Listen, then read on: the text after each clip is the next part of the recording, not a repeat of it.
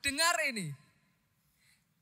Cara Tuhan mengerjakan pelipat gandaan dimulai dari visi.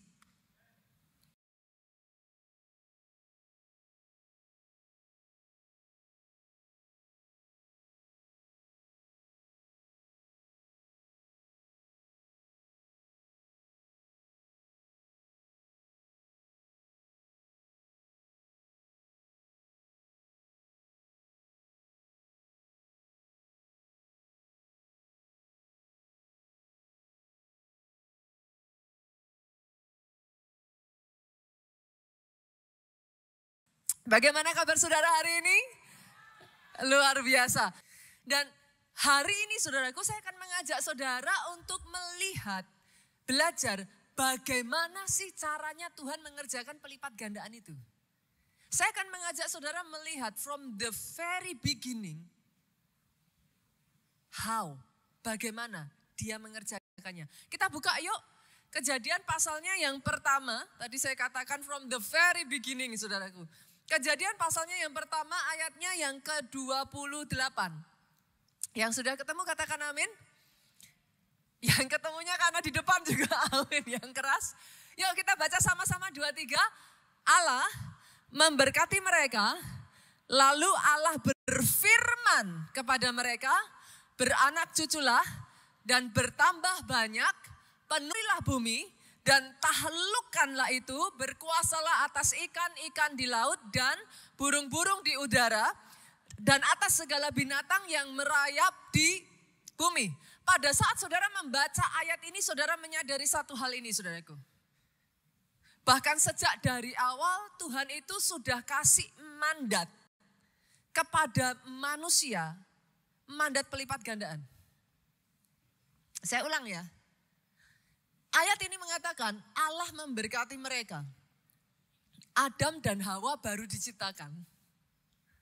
Tidak nunggu lama, diberkati sama Tuhan.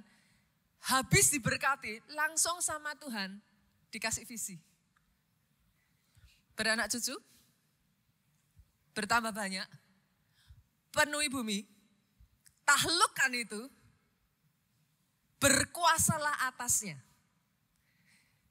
Saya ajak untuk saudara coba renungkan ya. Ini Adam dan Hawa baru saja diciptakan Pak. Belum lama. Ayatnya aja baru ayat 28 di sini. Tuhan berkati mereka. Dan Tuhan gak tunggu waktu lama, langsung dikasih visi penuhi bumi. Saya tanya nih ya, let's do the calculation. Menurut saudara, butuh berapa banyak manusia untuk memenuhi bumi ini? Kira-kira aja saudara, roughly. Butuh berapa banyak manusia untuk memenuhi bumi? Menurut saudara. Saat ini ya saudaraku, berdasarkan Google. Saya kemarin sudah cari tahun 2023, data 2023. Penduduk di seluruh dunia saat ini sudah mencapai lebih dari 8 miliar. Yet, dunia kita belum penuh, saudaraku. Dengan kata lain, Pastor, poinnya apa? Sejak dari awal, mereka masih sedikit, baru ada 2 orang. Dengan 2 orang itu, Tuhan langsung kasih visi miliaran.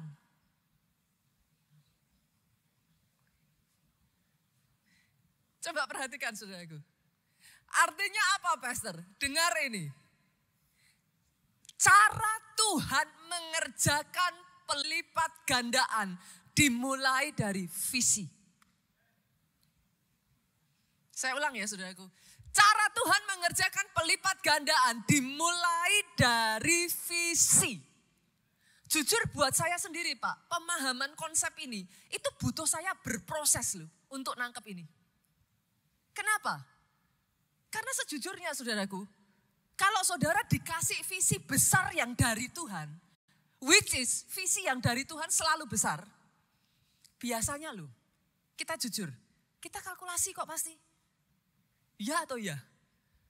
Cukup nggak nih? SDM kita bisa nggak nih? Infrastrukturnya memungkinkan nggak? Masih belum hitung-hitungan keuangan. Dan biasanya kalau kita sudah kalkulasi, visinya Tuhan akan kita filter. Kita akan ngomong, kayaknya enggak bisa loh Tuhan. Dan izinkan saya mengatakan ini kepada saudara, manusia tuh enggak bisa membohongi dirinya sendiri. You cannot lie to yourself. Bagaimana saudara bisa go for it kalau saudara not even on it? Bagaimana saudara bisa mengejar satu visi kalau dalam hatimu saja engkau enggak yakin engkau bisa? Tendensinya biasanya yang kita lakukan, kita akan datang sama Tuhan dan kita bilang, kayaknya bukan dari Tuhan deh, kayaknya saya enggak memungkinkan. Akhirnya saudaraku, apa yang Tuhan sudah rencanakan lepas begitu saja. Hari ini saudara, saya ingin mengajak saudara, ayo rubah cara pikir kita. Bukan lihat dulu baru percaya.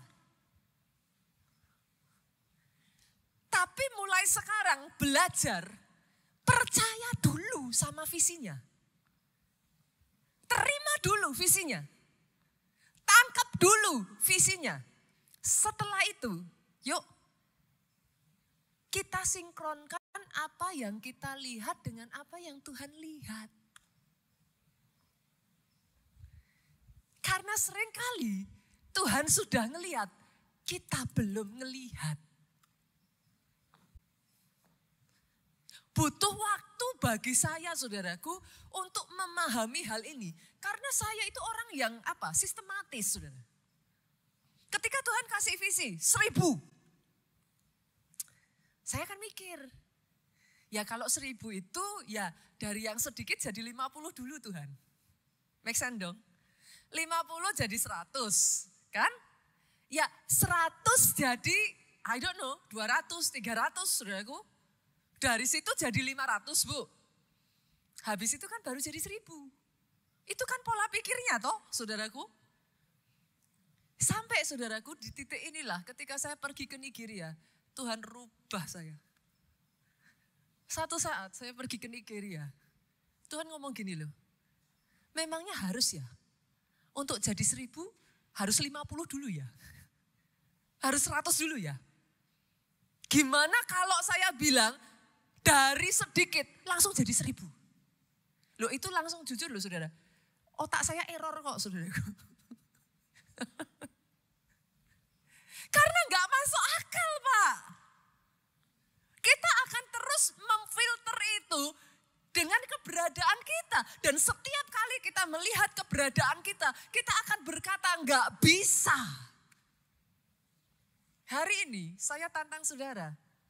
Kalau saudara mau tahu bagaimana cara Tuhan mengerjakan pelipat gandaan. Dari 2 orang. Sudah langsung dikasih visi miliaran. Oh, boleh saya dengar kata amin dari tempat ini? By the way loh saudara, coba ya saya tarik balik lagi ya ke Adam ya. Tuhan kasih visinya apa? Beranak cucu lah. Harus ingat loh, baik Adam maupun Hawa, dua-duanya itu diciptakan loh. Gak lahir dari rahim siapapun loh saudara. How do they know? Bagaimana caranya mereka tahu gimana caranya bikin anak? Kalau zaman sekarang, saudara bisa baca buku. Saudara bisa lihat YouTube. Ada orang tua yang ngajarin. Ini manusia 2, ini kan pertama diciptain.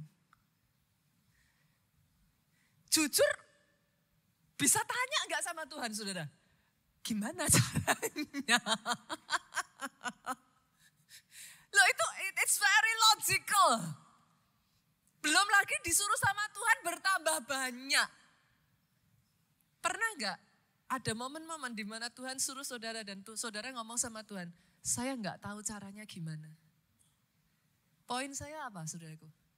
Hari ini, jangan nunggu banyak dulu. Jangan nunggu bisa dulu. Cara kerja Tuhan memultiplikasikan, melipat gandakan. Tangkep dulu visinya. Percaya dulu. Baru setelah itu sinkronkan apa yang kau lihat dengan yang dilihat Tuhan. Itu yang kita pelajari minggu lalu. Minggu lalu kita belajar pada mulanya adalah Allah. Pastor, kenapa pada mulanya harus Allah? Minggu lalu kita belajar kata-kata profetik. Saya tuh banyak ditanya orang, Pastor, bukannya kata-kata profetik tuh kok kesannya kayak kita nyuruh-nyuruh Tuhan ya? Pernah dengar gak saudaraku? Sering katanya. Ada juga yang bahkan bukan tanya masih bagus saudara. Ada yang nyerang. Keluarga Allah itu sesat.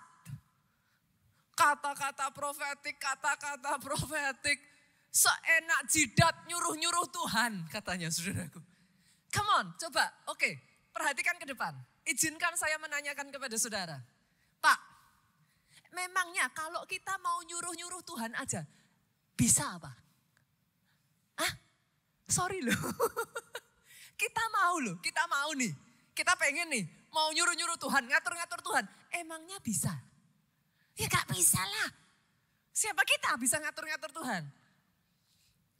Terus bagaimana Pastor? Kata-kata profetik itu maksudnya gimana? Simple. Terlepas dari keterbatasan kita. Itu sebabnya kenapa pada mulanya Allah. Karena kata-kata profetik Pak, itu bukan kita ngayem-ngayem diri kita sendiri loh. No, sorry. Pada mulanya Allah. Kenapa? Harus dimulai kita tahu dulu rencananya Tuhan. Ada yang tanya, Pastor, terus caranya saya tahu rencana Tuhan gimana? Senggol kiri kanan, makanya baca Alkitab.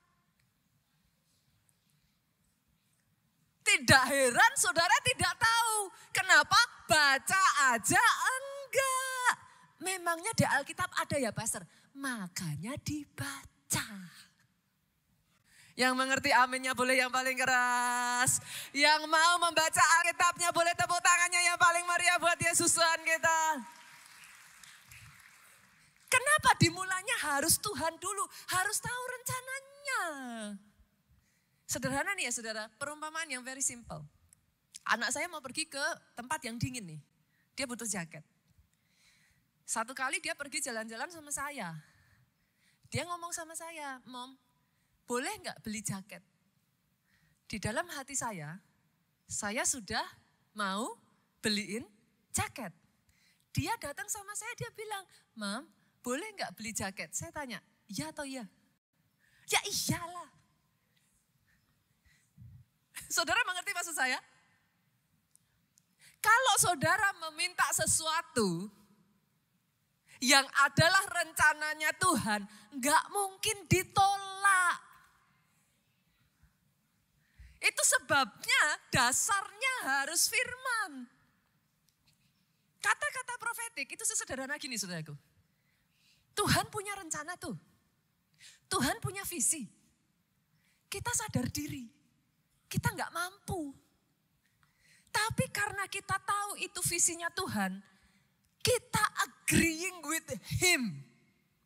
Terlepas dari keterbatasan kita, terlepas dari kita sadar kita nggak bisa, kita sepakat dengan Dia, kita memperkatakan apa yang jadi rencananya. Kenapa perkataan profetik jadi berkuasa saudaraku? Lah ya itu memang maunya Tuhan. Ketika saudara memperkatakan itu, terlepas dari kau sadar engkau sebenarnya nggak bisa, Dia melihat imanmu bekerja. Itu yang menggerakkan hatinya Tuhan. Itu sebabnya kenapa perkataan profetik jadi berkuasa, saudaraku. Bukan kita manusia nyuruh-nyuruh Tuhan. Mau aja nggak bisa. Gimana caranya? Nggak bisa, saudaraku. Itu hanya bisa terjadi ketika engkau in agreement with Him. Yes, kita nggak mampu. Yes, kita terbatas. Tapi itu yang Tuhan katakan. Dengan keterbatasan yang ada kita berkata, kita katakan sepakat. Kita berkata terjadi Tuhan. Dia mengerjakannya. Kenapa? Karena memang itulah rencananya atas hidupmu. Boleh saya dengar tepuk tangannya yang paling meriah buat Yesus Tuhan kita. Jadi, saudaraku, atas kehidupan saudara. Bahkan kadangkala ya saudara, ketika Tuhan kasih satu, simpel saudara, satu jiwa diselamatkan, seisi keluarga diselamatkan. Lah kalau saudara tanya sama saya, caranya gimana pastor? Saya bantu jawab saudara, saya juga nggak tahu. Loh itu bukan urusan kita. Bukan urusannya Adam dan Hawa, gimana caranya. Urusan Adam dan Hawa sepakat dengan visi yang Tuhan berikan. Nanti saudaraku, minggu lalu kita belajar kan, berdoa sama dengan bekerja dalam roh. Kalau saudara kerja secara jasmani, maka saudara menghasilkan produk secara jasmani yang bisa saudara ukur. Sepakat dong? Sepakat. Kalau saudara bekerja secara roh terus menghasilkannya apa? Banyak orang tidak bisa melihat doa adalah bekerja dalam roh karena nggak lihat hasilnya. Kenapa? Karena sesuatu yang dari roh tidak bisa dilihat langsung oleh mata. Tapi tiba-tiba muncul kesaksian, Pastor, apa yang saya kerjakan 10 tahun, harus kerja keras 10 tahun. Tuhan kerjakan percepatan dalam 1 tahun ini yang 10 tahun sudah terlampaui. Itu apa saudaraku? Tiba-tiba terobosan terjadi. Tiba-tiba percepatan terjadi. Pintu-pintu yang tadinya tertutup satu demi satu terbuka. Itu apa? Itu sebabnya saya katakan, kalau saudara hanya bekerja secara jasmani, it can only do as much. No. Bagi seorang petani, nggak gampang loh memahami, tiba-tiba saudara bilang nih ya, saudara duduk di depan komputer nih ya, saudara ketik kayak gitu, terus saudara bilang, saya sudah kerja keras. Itu petani bingung loh saudara. Apalagi habis saudara hanya di depan laptop, terus saudara bilang, capek. Itu petani akan tertawa keras dan ngomong sama saudara, yang namanya capek, ambil cangkul tuh. Itu baru capek. Saudara ngerti yang saya maksudkan? Bagaimana mungkin saudara doa, saudara bahasa roh, saudara nyembah, terus saudara bilang, wah ini peperangan roh, ini capek. Saudara ngerti maksud saya? Saudara ngerti maksud saya? Itu sebabnya berdoa adalah bekerja dalam roh. Dan izinkan saya mengatakan ini. Saudara nggak bisa dong sama-sama saudara kerja, kan ya. Semutnya kita. Hari ini saya pengen buka warung. Ya sudah warungnya tak buka. Ya toh?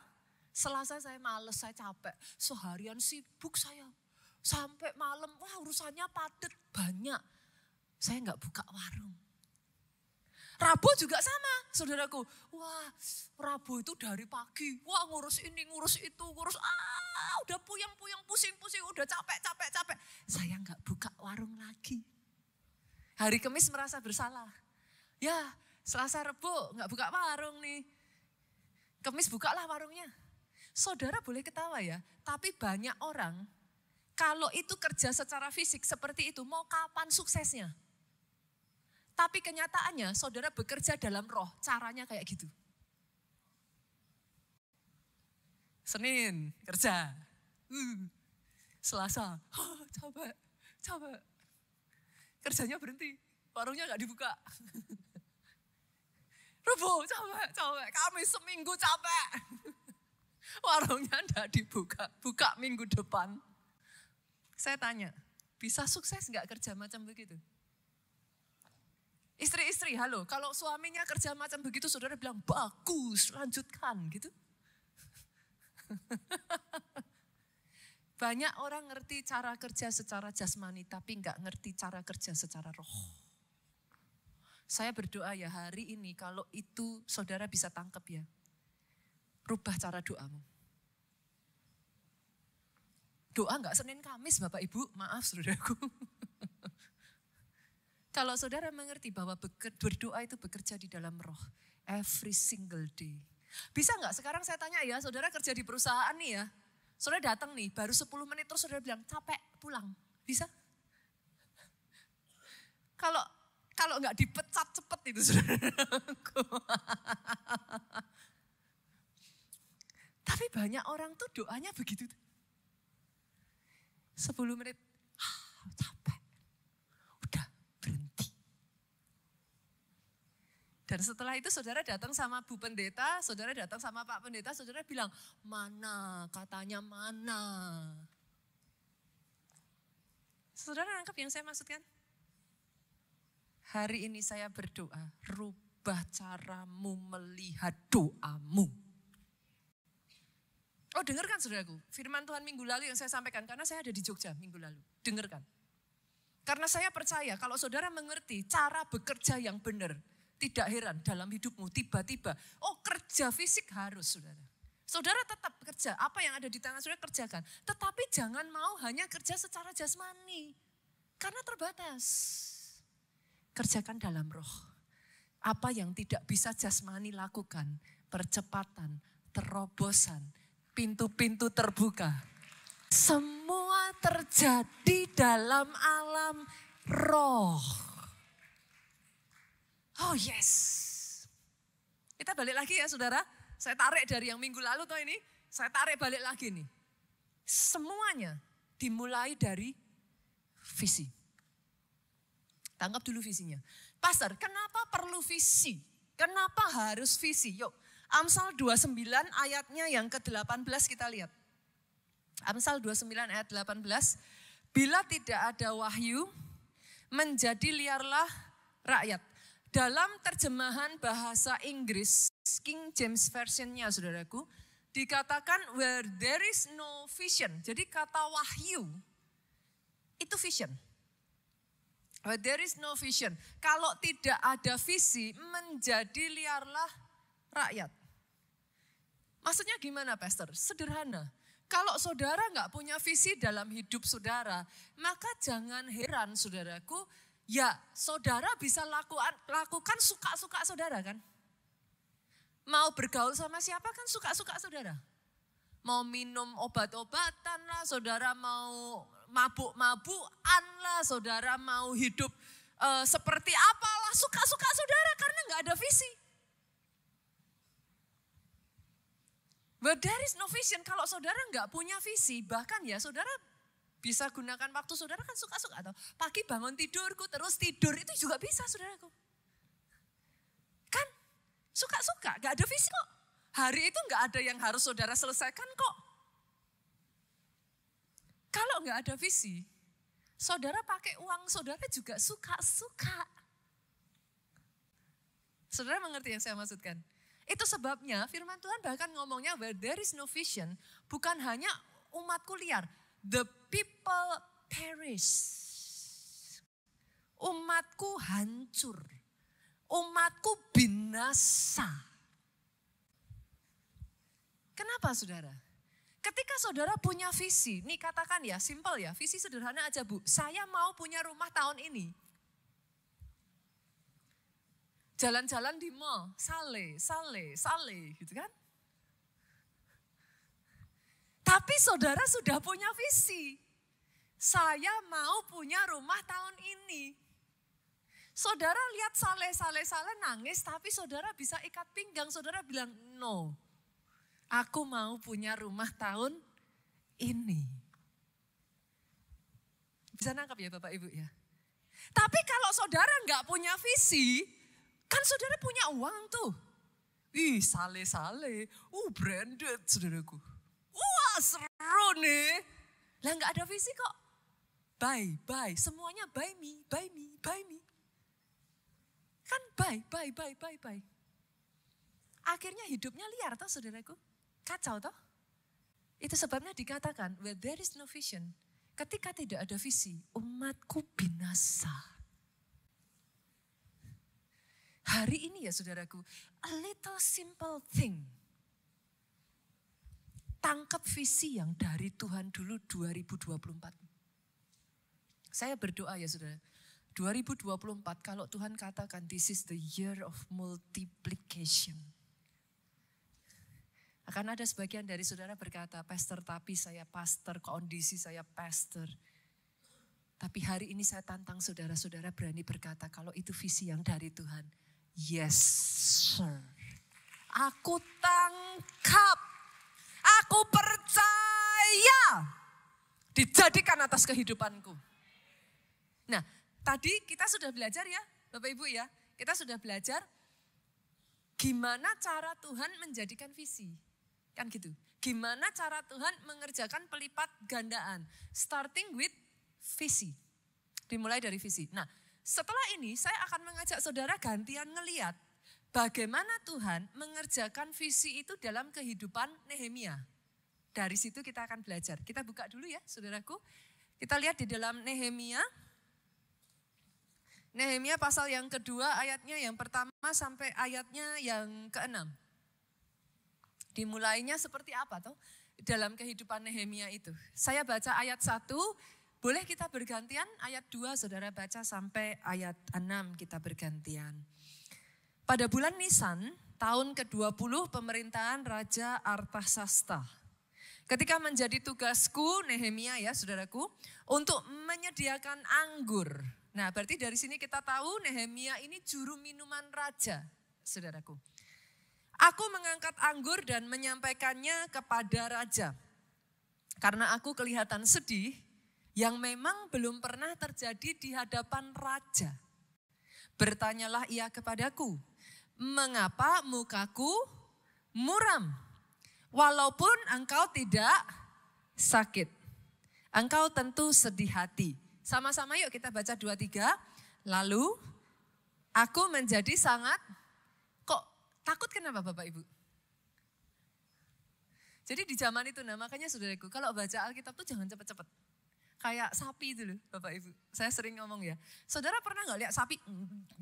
Gak gitu pernah gak saudara? Saudara kalau lihat sapi makan tuh ya.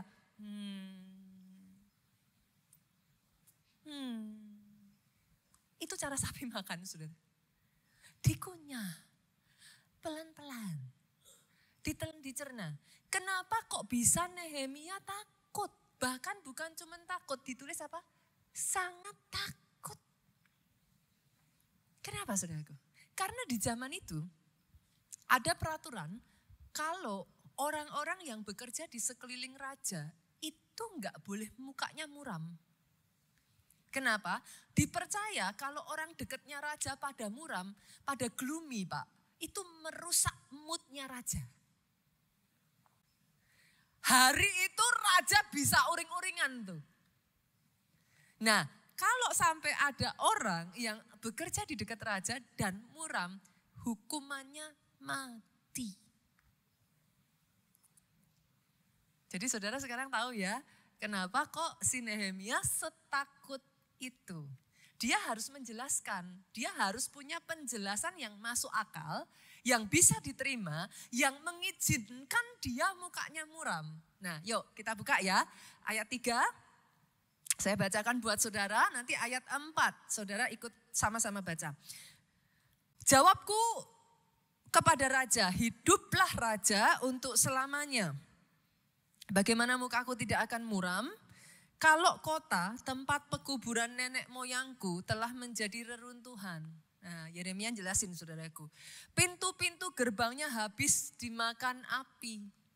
Nah, Yeremia ngomong gimana aku gak sedih. Aku tuh sudah gak punya kampung halaman lagi. Kampung halamanku sudah dihancurkan. tembok-temboknya yang menjagai kotanya sudah dihancurkan. Aku sudah enggak punya tempat untuk pulang. Kira-kira kan seperti itu saudaraku. Raja bisa mengerti saudara. Raja paham. Ayat 4 yuk kita baca apa kata raja. Lalu kata raja kepadaku, kepada Nehemia apa saudara? Jadi apa yang kau inginkan? Sampai di situ dulu. Kalau hari ini prosesnya Tuhan tuh kayak gini nih loh saudara. Prosesnya Tuhan tuh kayak gini. Dimulai dari Tuhan itu menimbulkan kegelisahan dalam hatimu. Tuhan kasih visi. Untuk sebagian orang dalam bentuk kayak apa sih? Kayak kegelisahan, sebagian orang dalam bentuk kayak curiosity, sebagian orang dalam bentuk keinginan, kerinduan. Itu cara Tuhan. Dia itu kayak apa sih? Dikulik-kulik itu loh saudara. Ayo, gitu dulu saudara. Nah, itu cara Tuhan saudara. Yang pertama untuk Nehemia, dia munculkan nih ada something gitu. Ada kegelisahan muncul. Setelah itu Tuhan akan tanya, jadi apa yang kau inginkan? Pertanyaan saya, di 2024 kalau Tuhan datang sama saudara, Tuhan tanya, jadi apa yang kau inginkan? Ada orang-orang yang aminnya langsung, yes Tuhan. Langsung dijawab. Nah saudara tahu, at least udah ada visinya. Terserah sih jawabannya mau dapat jodoh. Aman gitu kan saudara. Mau apa masing-masing punya saudara ada tuh. Ketika Tuhan tanya, jadi apa yang kau inginkan? Tapi masalahnya ada orang-orang di sini yang belum tahu. Ditanya nih, pengen apa? Iya ya, apa ya pastor ya? Saya juga gak tahu tuh pastor. Apa ya? Nah, saudara bisa ngerti maksud saya? Nah, in case ada di antara saudara yang sudah tahu tapi masih gini. Dari Tuhan bukan ya, ini memang maunya Tuhan bukan ya. Atau yang kedua, saudara bahkan gak tahu. Apa? Nah, lanjut yuk. Saya bersyukur Nehemia ayat ini menulis seperti ini. Sama-sama kita baca 2-3. Maka aku berdoa kepada Allah semesta langit. Pada saat saudara bingung, ini dari Tuhan bukan ya? Ini ambisiku atau memang maunya Tuhan ya?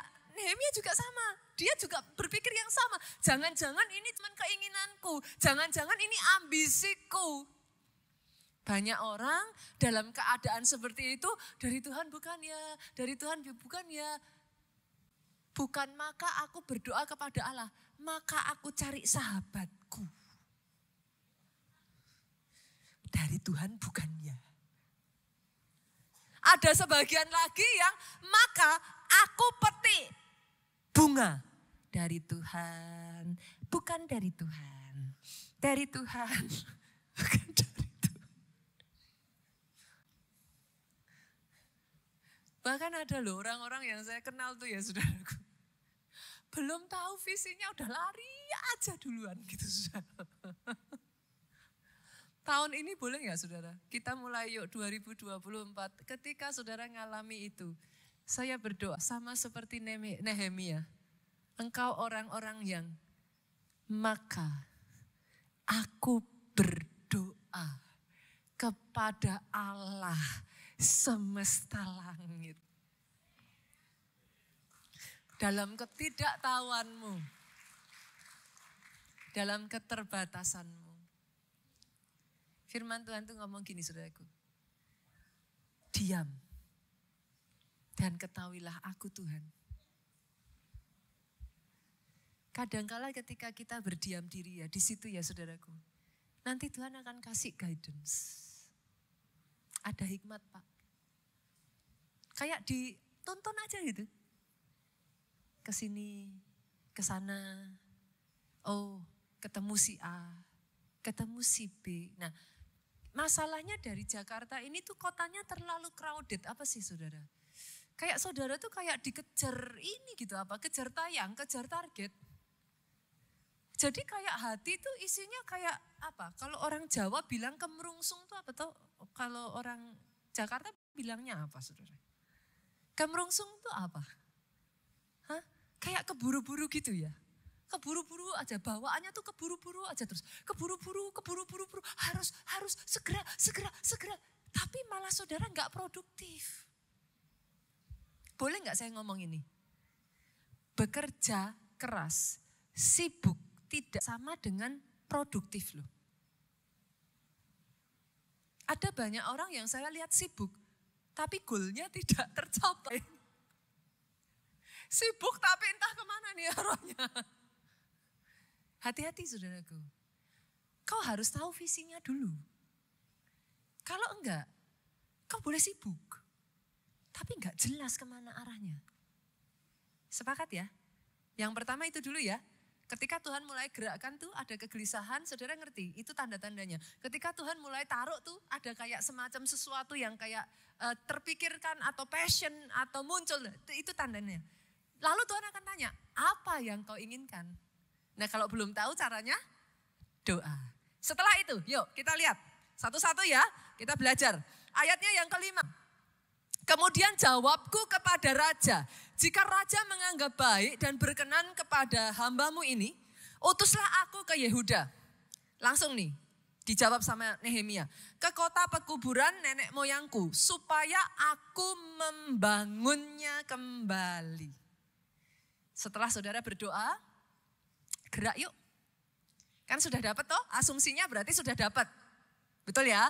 Belum kayak tadi ya, saudaraku. Jangan petik pohon tadi ya. Jangan petik bunga tadi terus saudara bilang yang mana itu bukan ya.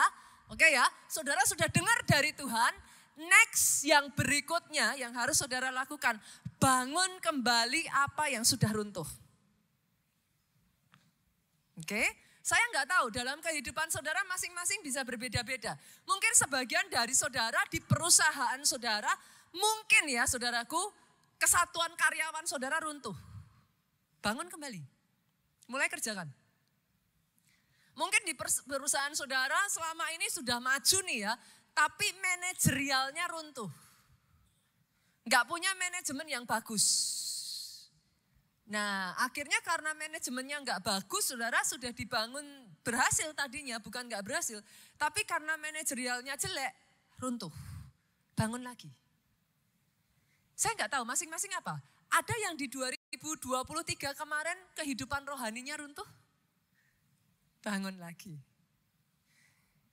Karena orang Jakarta tuh siapa tahu yang nggak sibuk saudara. Semua orang bilang dia sibuk kok.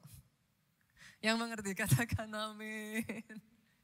Sibuk nggak sibuk, setuju nggak dengan saya? Sibuk nggak sibuk is a matter of priority. Saudara sibuk-sibuk nih ya, sibuk-sibuk. Ditelepon Pak Presiden, bisa nggak ketemu saat ini? Lah kok bisa? Katanya sibuk. Nah, saudara bisa mengerti maksud saya? It's a matter of priority. Kalau saudara bisa memahami doa, itu saudara ketemu dengan raja di atas segala raja. Saya jamin saudara bisa. Karena kadang kita nggak sadar aja toh. Kita ngeremehin tuh. Doa kita bilang apa? Kayak orang nganggur aja. It's a matter of priority. Doa saya saudara bisa melihat doamu. Engkau berjumpa dengan raja di atas segala raja yang menentukan nasib masa depan hidupmu. Oh kalau mau tepuk tangan yang paling meriah buat Yesusan kita. Bangun kembali apa yang sudah runtuh. Setelah itu yuk kita lanjutkan ayatnya yang ke-6. Baca sama-sama boleh Bapak Ibu 2-3. Lalu bertanyalah raja kepadaku, sedang permaisuri duduk di sampingnya. Bertanya apa saudara? Berapa lama sih engkau dalam perjalanan? Dan bilakah kapan engkau kembali? Raja berkenan mengutus aku sesudah aku menyebut suatu jangka waktu tertentu. Artinya apa saudara? Visi punya due date. Visi itu gak bisa Gak bisa saudara, kapan-kapan, itu gak bisa. Saudara harus tetapkan due date-nya. Katakan ya, 1 tahun ini ya saudaraku, saudara taruh. Oke, dalam tahun ini saya harus menyelesaikan ini. Menyelesaikan ini. Taruh. Itu visi saudara. Pastor, memangnya kenapa tuh kok kalau saya nggak punya visi? Saudara, izinkan saya menceritakan 2 cerita yang bertolak belakang satu dengan yang lain. Yang pertama kita belajar dari satu keluarga terkaya yang pernah hidup di Amerika, saudara. Namanya adalah keluarga Vanderbilt. Ini keluarga kayanya minta ampun, saudaraku. Bahkan di zamannya itu bukan hanya dia kaya di Amerika, paling kaya di Amerika, tetapi di zamannya dia itu paling kaya di dunia, saudara. Keluarga ini. Nah, keturunan pertama, generasi pertamanya itu begitu luar biasa karena punya visi.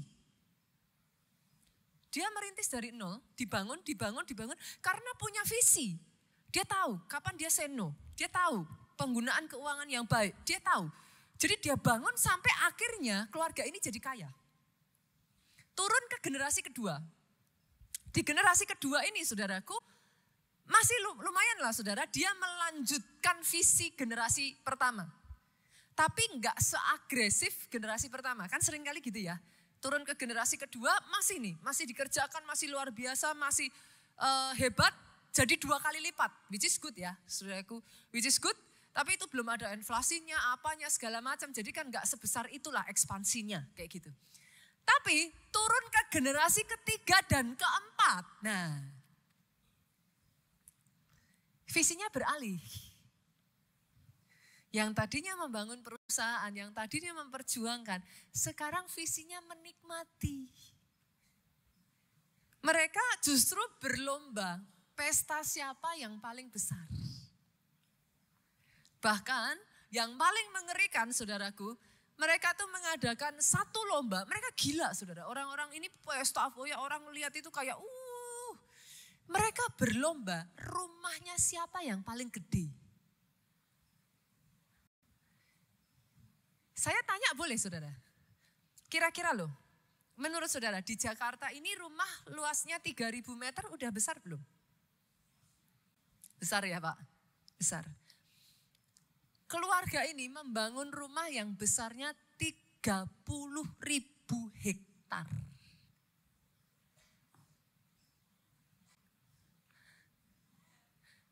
1 hektar 10.000 meter. Kalau 30.000 hektar berarti berapa itu? 300 juta meter. Itu enggak mikir saudara, kebunnya aja ngerawatnya habis berapa? Dalam satu rumah mereka itu, di dalam kompleks 30.000 hektar itu, 250 bisa menampung 250 kayak villa gitu saudara.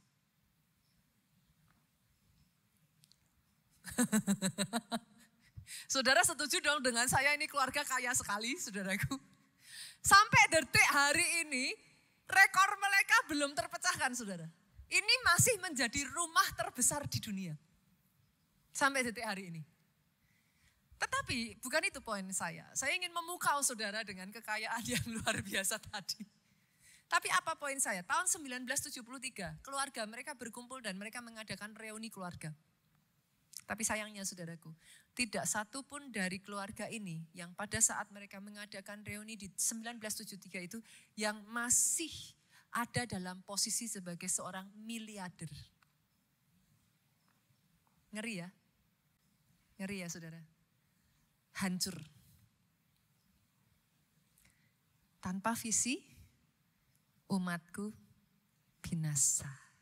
Nah, saya kasih perumpamaan yang kedua yang lebih kontras, Bu. Saya mau menceritakan tentang seekor binatang yang rentang waktu hidupnya paling pendek di dunia. Ada yang tahu apa? Apa? Boleh dimunculkan media. Inilah dia. Deng, deng, deng, deng. Nah, lalat capung. Dia adalah binatang dengan rentang hidup paling pendek di dunia. Dia hanya hidup 24 jam, Pak. Oke ya? Nah, hanya hidup 24 jam. Katakanlah saudara jengkel sama dia, gak susah-susah, gak usah saudara pencet, gak usah saudara injak. Dibiarin aja. Sehari, bye-bye. Gitu saudaraku. Karena dia hanya bisa hidup 24 jam. Dengan rentang waktu hidup yang hanya 24 jam. Menurut saudara, dia bisa eksis bertahan sampai lama enggak saudara? Enggak ya? Banyak yang bilang enggak ya? Kenyataannya, hewan ini dikatakan termasuk hewan yang paling tua di dunia. Dia sudah ada dari zaman dinosaurus. Lah kok bisa? Lah tadi keluarga Vanderbilt kayak begitu. Lah ini kok si lalat capung kok bisa bertahan lintas abad sekian jauhnya saudaraku. Kok bisa? Karena si lalat capung ini hewan yang punya visi. Dia hidup hanya untuk satu visi, saudara. Visinya apa? Bereproduksi. Jadi jantannya kalau kawin dengan betinanya hitungan 5 menit mati, saudara. Tapi dia mati untuk menelurkan 500 sampai 1000 anak. Jadinya begini. Coba boleh dimunculkan multimedia? Teng teng. Jadi saudaraku, sekalipun dia hewan yang kecil, sekalipun dia hanya punya rentang hidup 1 hari 24 jam, sekalipun dia punya banyak keterbatasan, tapi dia punya determinasi yang sangat tinggi, visinya jelas. Beranak cuculah. Bertambah banyak. Itu visinya dia.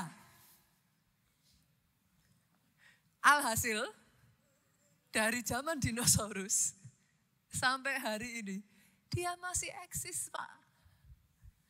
Saudara bisa nangkep yang saya maksudkan ini? Boleh ya, saudaraku?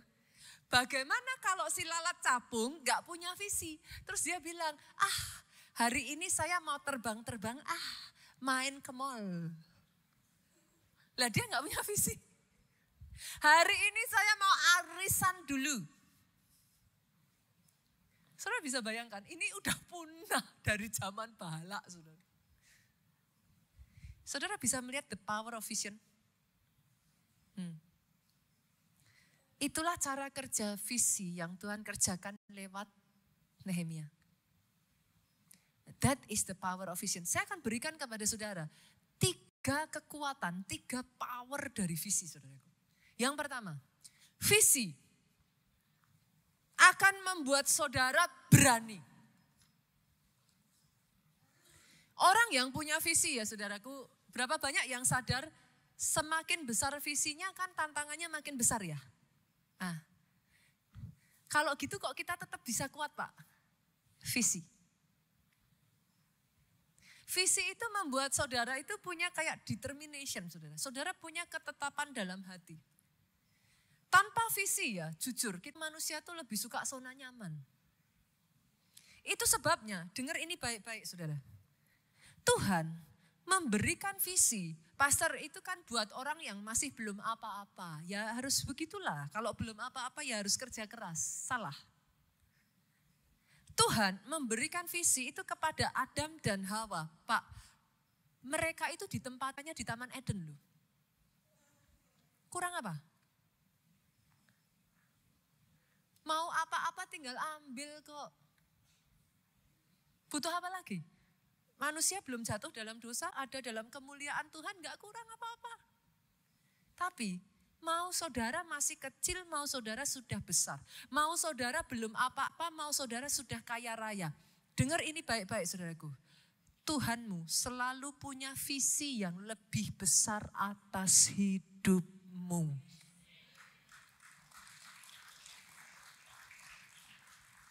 Visi membuat engkau berani. Engkau akan jadi kuat. Visi itu kayak apa ya saudara? Harusnya buat tempat ini enggak berani. Secara manusia enggak berani. Tapi visi itu menerobos beyond. Jadi berani. Yang kedua, visi itu memampukan saudara menyingkirkan distraction. Gangguan. Distraction itu apa saudara? Segala sesuatu yang membuat saudara itu teralihkan dari visi. Kalau saudara punya visi, saudara itu bisa say no terhadap yang baik dan akhirnya dapat yang terbaik. Yang mengerti aminnya yang paling keras? Nah, kalau enggak punya visi, semuanya yes diambil semua, akhirnya enggak going nowhere gitu. Ini terjadi biasanya pada banyak orang yang kreatif, saudara. Orang kreatif tuh punya kelemahan. Yang ini bisa, yang itu bisa, yang ono bisa, yang ini juga bisa. Semua aja diambil, saudaraku.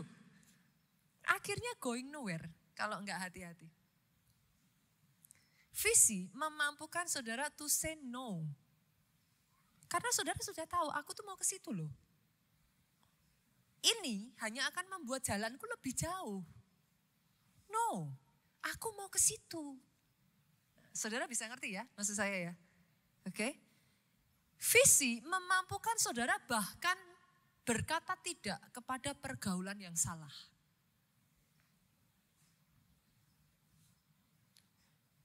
Saudara punya visi jadi orang yang sukses, orang yang besar. Jangan bergaul dengan orang-orang yang punya pemikiran kecil. Setiap kali ketemu, gak bisa. Udahlah, hidup gak usah aneh-aneh. Udah, cari gara-gara. Nikmati aja. Gak bisa, saudara. Kalau saudara tahu bahwa visi yang saudara raih itu nantinya ke depan akan besar ke arah mana, saudara harus bisa bergaul dengan semua orang boleh. Tapi kalau itu saudara jadikan lingkaran dalam saudara, gak boleh. Visi memampukan saudara to say no. Nehemia juga sama. Yuk, saya kasih bukti ya saudara. Nehemia 6 ayat 2-3. Nehemia itu berusaha dialihkan saudaraku. Maka Sanballat dan Geshem mengutus orang kepadaku, kepada Nehemia dengan pesan. Mari kita mengadakan pertemuan bersama di Kefirim di lembah Ono. Sama toh, ada gak orang-orang ya, ayo kumpul-kumpul, ayo ini, ayo itu, gitu kan. Nah, dijawab apa? Sama Nehemia. Nehemia udah tahu sudah, mereka berniat mencelakakan aku. Ayat 3, aku mengirim utusan kepada mereka dengan balasan. Aku tengah melakukan suatu pekerjaan yang besar. Aku tidak bisa datang. Untuk apa pekerjaan ini terhenti oleh sebab aku meninggalkannya dan pergi kepada kamu. Harus berani ya Bapak Ibu ya. Harus berani ya. Nah, bergaul boleh dengan semua orang. Tapi hati-hati memilih teman lingkar dalam saudara. Enggak semua orang bisa masuk saudaraku. Karena kalau saudara masukkan semuanya, yang terjadi hidupmu pasti akan kacau. Ada orang-orang ya saudara, sampai pada batas tertentu ya saudara, itu akan membatasi saudara ya you can only go as much gitu. Pernah gak ketemu orang yang ngomongnya kayak gini, aku tuh sebenarnya pengen loh jadi ini. Wah aku pengen sekali nih. Tapi waktu aku selidiki ternyata harus begini, harus begini. Wah gak bisa. Terlalu muluk-muluk tapi gak ada kerja nyatanya. Pernah ketemu yang begitu? Pernah ya saudara? Nah, maafkan saya saudaraku. Tapi kalau saudara adalah orang yang punya visi, you cannot do that. You have to be determined. Saudara harus sadar, oke, aku mau ke sana gak bisa nih. Yang ini gak bisa. Harus gak bisa. You have to choose. Yang ketiga, yang terakhir. Karena visi itu memungkinkan saudara menyingkirkan gangguan dengan sendirinya. Visi mendatangkan percepatan atas hidupmu. Ini amazing sekali saudara. Kita buka ya Nehemia pasalnya yang ke-6, ayatnya yang ke-15 sampai 16. Ini ajaib sekali. Maka selesailah tembok itu pada tanggal 25 bulan Elul. Lucu sekali ya saudara, bulan Elul. Dalam waktu 52 hari. Ketika semua musuh kami mendengar hal itu, takutlah semua bangsa sekeliling kami.